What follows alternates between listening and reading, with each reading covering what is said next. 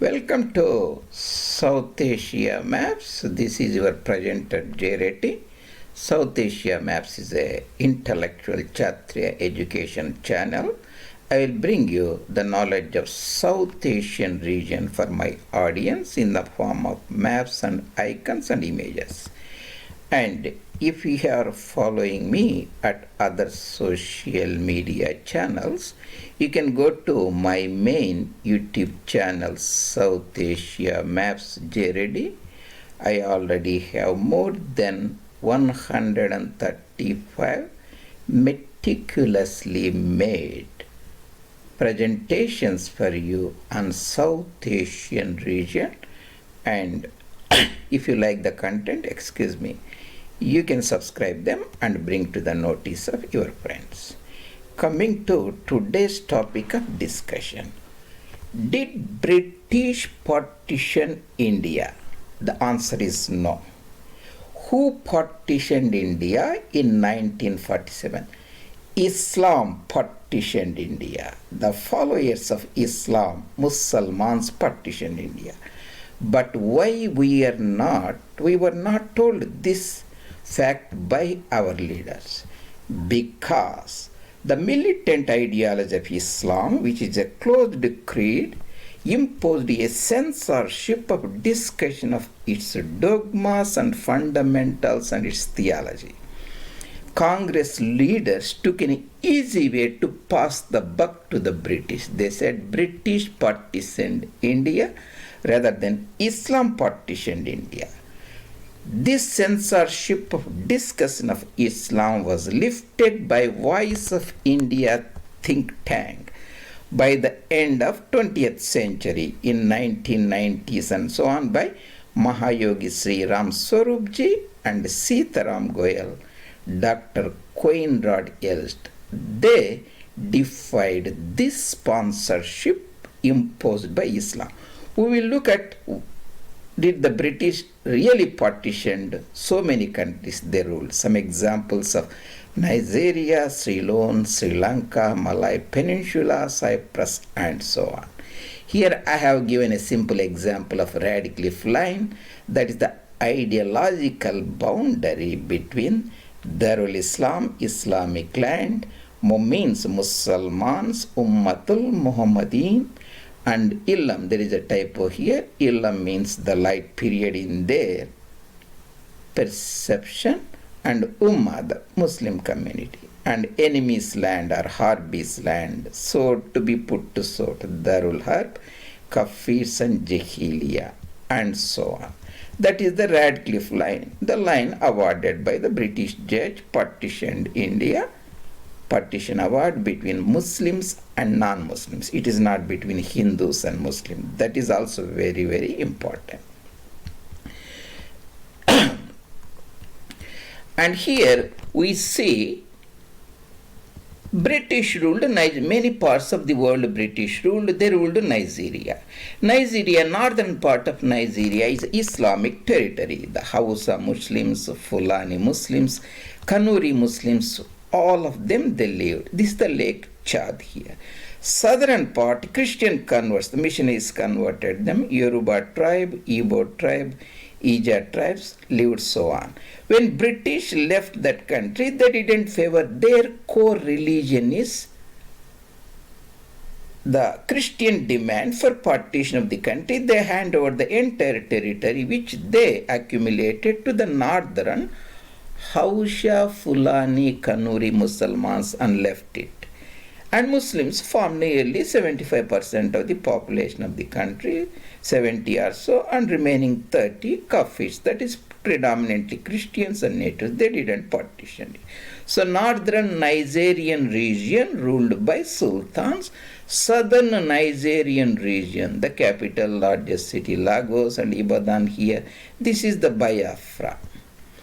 And British also acquired the South African territory from the Dutch Boers, the Dutch settlers. In the Cape Colony, all this region, the whites were in majority, the Europeans, Dutch, including the British. And the Transvaal region and Orange Free State, Natal, where Gandhiji worked for some years, all were the local, the African majority. And they didn't separate this area and awarded themselves a separate country, even though Cape Colony, Cape Town were very important for Anglo-Saxons in terms of the geopolitical strategy. They just handed over the country to the natives, eventually come back. In Malaysia also, the Singapore has nearly 20% of so non-Chinese. They didn't divide Singapore, that is a small island nation. And Malaysia also, the peninsular Malaysia, and in the Borneo, there is a Malaysian part called Sarawak and Sabah. Sarawak was actually ruled by a white Raja, Rajdam, and they hand over to Malays and come back. And Malaysia itself has nearly 30 to 40% of Chinese at that time. They didn't partition the country. The remaining 50% are Malays and 10% are so the Indian Tamils predominantly. They didn't partition the country and they gave it back to the Malays, who were Malay Muslims, around about 50% or so at that time, and they didn't partition it. So they didn't partition Sri Lanka also. The British acquired Sri Lanka from the Dutch East India Company, which acquired from the Portuguese first, and later they annexed a central Buddhist kingdom called Kandy, around about 1815, the northern part, Jaffna, Betty, and all this region is the Tamil converts, Christian missionaries converted them. And they didn't favor their core religion is the Tamil Christians and partition the country. They just hand over to Buddhist and left the country. And in Cyprus also, the southern part, this is Cypriot, southern part was Orthodox Christians, Greek Christians. Northern part were the Muslim converts, the Muslims. They didn't partition it and they give it back to the entire country as a unit and left. So they didn't partition that one. If you look at some of the other countries where the British ruled, here I am showing the broadly, we discussed about the Nigeria. They ruled Egypt. They controlled from the Cape, South Africa to Cairo. Egypt has nearly 10% of Christian majority. And they didn't partition and favored their Christians and made the Egypt to two countries. In Sudan also, northern part is Arab speaking, southern part is local African Dinka tribes. They are Christian converts. They didn't partition the country. Now after civil war, southern Sudan is a separate country, the Christian majority, but British didn't do it. So like that in Somalia, in many parts of the Africa, they didn't partition the country. In Burma also there are various tribes. British didn't partition that also. In Fiji, there are a lot of Indians. Indians didn't ask for partition, or Christians didn't ask for it, so they didn't partition that country. So these are just so many examples, like so many tribes. To say that the British partitioned India is not correct. This is a myth or hoax spread by the congressmen for their political reasons. So even though they followed divided empire, divide and rule, and that's every rural followed. Now after independence, when the alienated congressmen took over, British, when they ruled, they divided India into the Muslims and non-Muslims. They looked at it. Now they divided the congressmen, Hindu society, into so many castes and sub-castes. The same that congressmen did it, their splintered parties, that divided imperium can be thrown at it. This is the rule that everybody followed.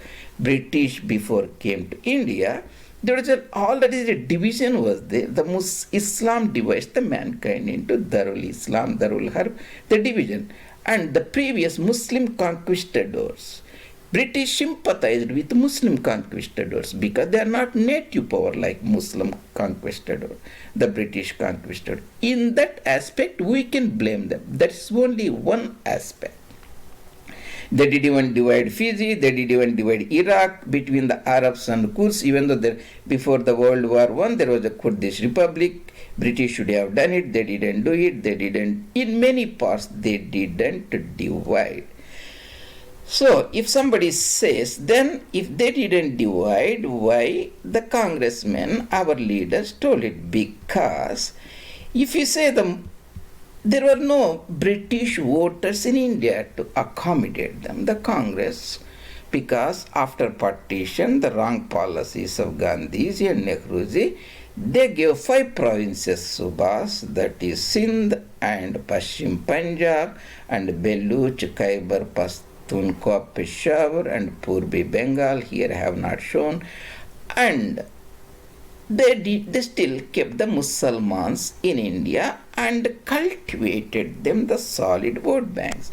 And the Congress party as a whole is not an intellectual party. This is essentially Ji-Huzuri party, and that's the reason.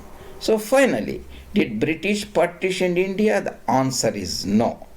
Who partitioned India means Islam partitioned India. That is, the followers of Islam by street rioting, the Kohat, Bannu, Rawalpindi, Naukali, Calcutta, Indo-Gangetic Plain, made the Congress leadership lose its nerve. Finally, Gandhiji, Nehruji accepted the partition of Bharat.